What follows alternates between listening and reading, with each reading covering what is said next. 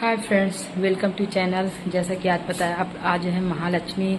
किसी के यहाँ हाथी पूजा कहते हैं, किसी के यहाँ महालक्ष्मी पूजा कहते हैं, पता नहीं, क्योंकि अलग अलग क्षेत्र में ना अलग अलग जगह पे अलग अलग नाम लेते हैं।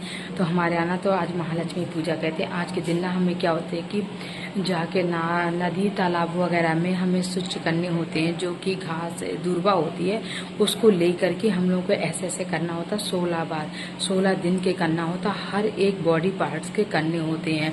तो आज हमारे यहाँ भी वही था, फेस्टिवल है तो मैंने भी किए हैं। और आप लोग किसके यहाँ होता जरूर कमेंट में कराएं। तो कैसे करें महालक्ष्मी व्रत की पूजा? बहुत ही आसान तरीके से। अगर कभी कभी ऐसा होता ना कि आप लोग ना ये सोचते हो कि हम पूरा 16 दिन की नहीं कर पा रहे हैं, क्या करें, कोई बात नहीं। एनी भी आप लोग ना एक दिन ही कर सकते हो। भाई मैं तो वैसे ही करती हूँ, मैं बराबर 16 दिन का नहीं कर पाती हूँ, क्योंकि ना फैमिली पे काम होता है इतना ज़्यादा, मेरे बस के इतना नहीं हो पाता कि मैं रेगुलर ना 16 दिन का करूँ। तो मैं फ्रेंड्स ना क्या करती हूँ कि फ्रेंड ना 16 दिन की नहीं करती मैं। जिस दिन महालक्ष्मी होता है, जैसे कि आज महालक्ष्मी व्रत है, तो आज के दिन ही मैं क्या करती हूँ कि हर एक सिर बालों के ये इसके बिंदी, मतलब हर चीज़ के 16 मैं स्वच्छ कर लेती हूँ। तो इस तरह का मेरा हो जाता है। फिर इसके बाद हम लोग करते हैं पूजा। तो मैं दिखाती हूँ आप लोग को स्वच्छ कैसे करते हैं। तो चलिए, मैं आप लोग बने रहिए मेरी वीडियो में, आप लोग को दिखाती हूँ कि कैसे करते हैं, क्या करते हैं। मैं आपको सारा प्रोसेस बताती हूँ। बैठना पड़ेगा फ्रेंड्स, क्योंकि पूजा पाठ ना ज़मीन में ही बैठ के करते हैं। तो ये होती है दूर्वा फ्रेंड्स, ये दूर्वा है। तो मैं 1 मिनट बैक कैमरा कर लेती हूँ ना, तभी पता चलेगा आप लोगों को। ये ना दूर्वा होती, इस दूर्वा में ये जो इसमें धागा होता है, धागा में 16 गांठ लगाते हैं। ये है ना धागा, ये है जैसे धागा, ये 16 गांठ लगाते। इसमें 16 गांठ लगा के छोटा सा धागा ना इनको पहनाते हैं, हमारे यहाँ हाथी बाबा को पहनाते हैं।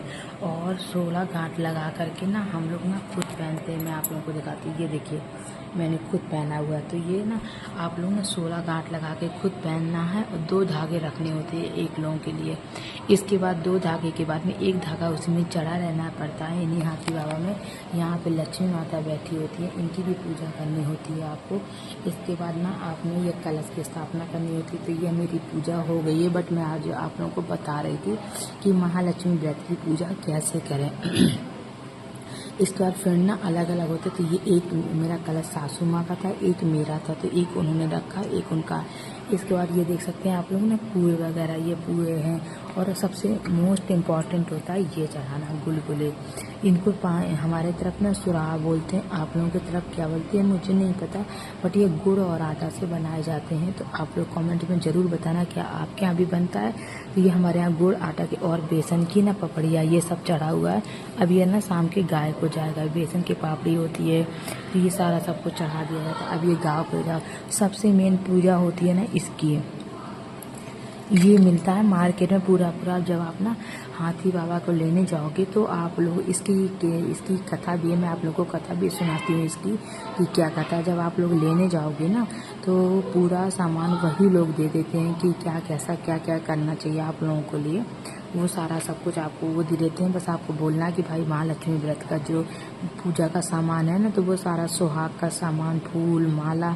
तो फ्रेंड ना मेरे यहाँ फूल लगे थे, तो मैंने ये गुड़हल के फूल, क्योंकि लक्ष्मी माता को ना लाल कलर के फूल ही पसंद होते, तो फिर मैंने नहीं मंगाया था और हमने चढ़ा दिए थे। इसके बाद कथा होती है। तो ये मेरे पास ना 1 मिनट, ये मेरे पास कथा की किताब रखी हुई है। ये इसमें ना बहुत सारी कथाएं, करवा चौथ की कथा है, सारी कथाएं इसी पे होती हैं। तो ये हमारी किताब है, इसी किताब से मैंने पढ़ी थी कथा। तो मैं चलिए आप लोगों को अब सुनाती हूँ कथा। 1 मिनट ना, तो फ्रेंड ना ये महालक्ष्मी व्रत की कथा करना आप लोगों को ना बहुत ज़रूरी होती है, क्योंकि कथा के बिना ना कोई भी पूजा अधूरी होती है। तो कथा करना ज़रूर मोस्ट इम्पॉर्टेंट होता है। तो सारी पूजा धूप वगैरह जला करके आप अगरबत्ती वगैरह लगा के इसके बाद करनी है कथा। तो चलिए महालक्ष्मी व्रत की ये व्रत भाद्र पक्ष के शुक्ल पक्ष की अष्टमी को आरंभ करके, और 1 मिनट में आपको सुनाती हूँ। अष्टमी को आरंभ करके अश्विनी मास के कृष्ण पक्ष की अष्टमी को किया जाता है इसका समापन। एक समय महर्षि दैवेद्य व्यास जी हस्तिनापुर आए और उनका आगमन समस्त राजकुल के कर्मचारियों महाराज भीष्म सहित उनका सम्मान आदर राजमहल में महाराज के साथ किया गया और इसके बाद में उनको सबको निमंत्रण भेजा गया, जो कि माता कुंती को निमंत्रण नहीं भेजा गया था। कर्मचारी महाराज भीष्म सहित उनका सम्मान आदर कर राजमहल के महाराज को सुवर्ण के सिंहासन पर विराजमान कर अर्धपात्र आचमन में आपका स्वागत किया गया। व्यास जी के स्वस्थ चित्त होने पर राजरानी गंधारी ने माता कुंती से हाथ जोड़ करके प्रश्न किया कि महाराज आप चित्रकल तत्वदर्शी, आपसे हमारी प्रार्थना है कि स्त्रियों को कोई ऐसा व्रत एवं पूजन बताइए जिससे वह हमारी राजलक्ष्मी सुख पुत्र और परिवार सदा सुखी रहे। इतना सुनकर के व्यास जी ने कहा कि हम ऐसा व्रत पूजन उल्लेख कर रहे हैं जिससे सदा लक्ष्मी जी स्थिर होगी और सुख प्रदान करेगी। ये श्री महालक्ष्मी व्रत है जिनका पूजन प्रतिवर्ष अश्विनी कृष्ण पक्ष की अष्टमी को माना जाता है। तब राजरानी गंधारी ने कहा कि महात्मा ये वह व्रत कैसे करते हैं और किस प्रकार आरंभ करते, किस विधान से पूजा होती, ये विस्तार से बताने का कष्ट करें। तब महर्षि जी ने कहा कि ये वह व्रत भाद्र शुक्ल के पक्ष की अष्टमी के दिन सुबह व्रत का मन ही मन संकल्प करके किसी रात जलाशय में जाकर के और स्वच्छ कपड़े पहन करके ताजी दूर्वा लेकर के महालक्ष्मी जी को जल में तर्पण दे करके प्रणाम करना चाहिए। फिर आकर के शुद्ध 16 धागा का एक गंडा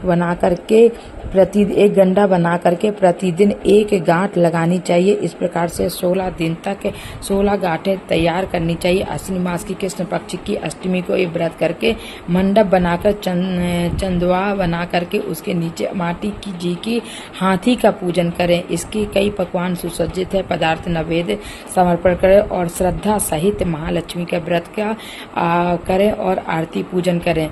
इस प्रकार से यह महालक्ष्मी जी की कथा है जो कि बड़ी विधि विधान से कहा गया है। इस प्रकार सायमांस का भाद्र पक्ष के मास की शुक्ल पक्ष की अष्टमी को समस्त राजघरों की स्त्रियों ने महालक्ष्मी व्रत का आरंभ किया और कुछ नारी माता कुंती के साथ भी व्रत का आरंभ करने लगी, पर गंधारी जी द्वारा कुछ द्वेष भाव चलने लगा। ऐसा होते 15 दिन तक व्रत का समाप्त होकर के 16वां दिन अश्विनी कृष्ण पक्ष की अष्टमी को उन्होंने व्रत का आरंभ किया। फ्रेंड्स, ये ना महालक्ष्मी व्रत की कथा आ गया और उस दिन प्रातः काल